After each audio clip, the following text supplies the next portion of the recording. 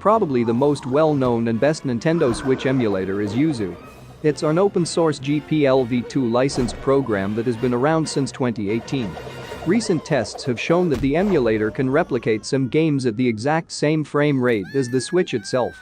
Yuzu came onto the scene just 8 months after the Switch launched. It runs on both Windows and Linux operating systems and runs via programming software C++.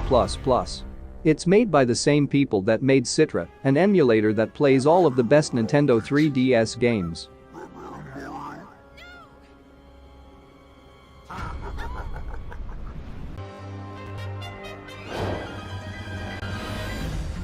Second on our list is Raijinx, an open-source Nintendo Switch emulator created by GDK Chan and written in C. This emulator aims at providing excellent accuracy and performance, a user-friendly interface, and consistent builds. It is capable of booting past menus to in-game on over 1,000 commercial titles, roughly half of which are considered playable. Raijinx is available on GitHub under the MIT license.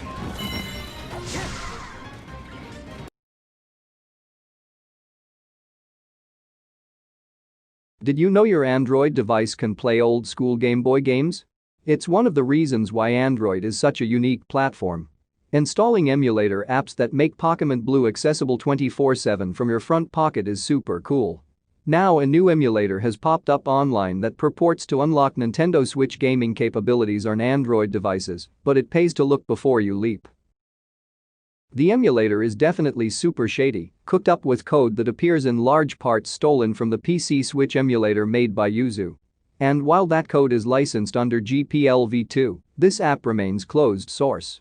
Aside from the violation of open source licenses, the emulator requires users to create an account and log in before being able to use it, which is unlike every other Android emulator I've ever used.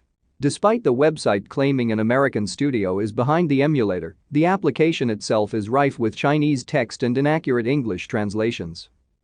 Right now, the emulator only works alongside a certain controller that's not even available to the general public at the moment, with pre-orders open at $100. And the emulator's controller DRM is deeply protected with runtime encryption, custom class loaders, and other measures to ensure the app can't be used by itself. It's all very bizarre, and I wouldn't go near it if I were you. Still, there is evidence that it actually works, at least with some games. It may be suspicious, but it's cool to realize that your Android can run Switch now.